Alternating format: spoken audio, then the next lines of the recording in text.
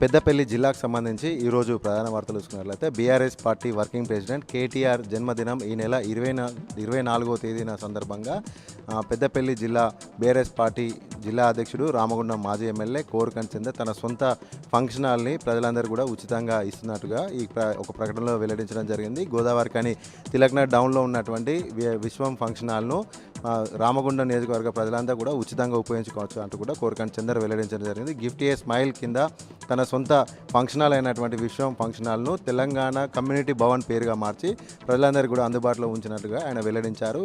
రామగుండం నియోజకవర్గంలో ఉన్నటువంటి ప్రతి ఒక్కరు కూడా ఈ యొక్క ఫంక్షన్ హాల్ని ఉచితంగా తీసుకోవచ్చు. ముందస్తుగా దరఖాస్తు చేసుకున్నట్లయితే ఎవరైనా కూడా ఇక్కడ అన్ని రకాల కార్యక్రమాలు, శుభ కార్యక్రమాలు, అన్ని రకాల కార్యక్రమాలు కూడా ఈ యొక్క ఫంక్షన్ హాల్ను ఉపయోగించుకోవచ్చు అంటూ కూడా ఆయన ఒక ప్రకటనలో వెల్లడించడం జరిగింది. గిఫ్ట్ ఏ స్మైల్ కింద కూడా ప్రతి ఏటా కూడా 10 సంవత్సరాల నుండి కూడా అనేక కార్యక్రమాలు చేపడుతున్నట్టుగా ఆయన వెల్లడించారు.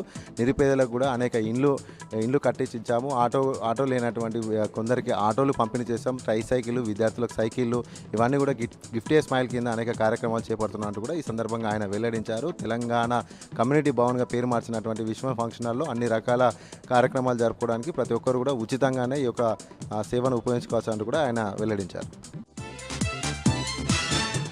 అలాగే మరొక ప్రధాన వార్త చూసుకున్నట్లయితే మంతిని నియోజకవర్గం మంతినిలో ఉన్నటువంటి బొక్కల వాగులో కలుషిత నీరు చేరి అక్కడ చెరువులో బొక్కల వాగులో ఉన్నటువంటి చేపలన్నీ కూడా మృత్యువాత పడ్డాయి. అయితే దీంతో చేపల మృత్యువాతతోటి మత్స్యకారులంతా కూడా ఆందోళన వ్యక్తం చేయడం జరిగింది. అయితే కలుషిత నీరు చేరిన కారణంగానే భారీగా చేపలన్నీ కూడా చనిపోయాయంటూ కూడా స్థానికులు ఆగ్రహం వ్యక్తం చేయడం జరుగుతుంది. స్థానికంగా ఉన్నటువంటి రైస్ మిల్లులతో పాటు ఇతరత్ర కలుషితాలన్నీ కూడా బొక్కల వాగులో నీరులో కలపడం వల్లనే చేపలు మృతి చెందాయంటూ కూడా మత్స్యకారులు ఆవేదన వ్యక్తం చేస్తున్నారు. ఈ యొక్క ప్రమాదానికి కారణమైనటువంటి నీరు బొక్కల వాగులో ఉన్నటువంటి నీరు కలుషితం కావడానికి కారణాలు ఏంటి, దానికి కారకులు ఎవరు అంటే వారందరిపైన కూడా తీవ్ర స్థాయిలో చర్యలు తీసుకోవాలంటూ కూడా మత్స్యకారులు డిమాండ్ చేశారు.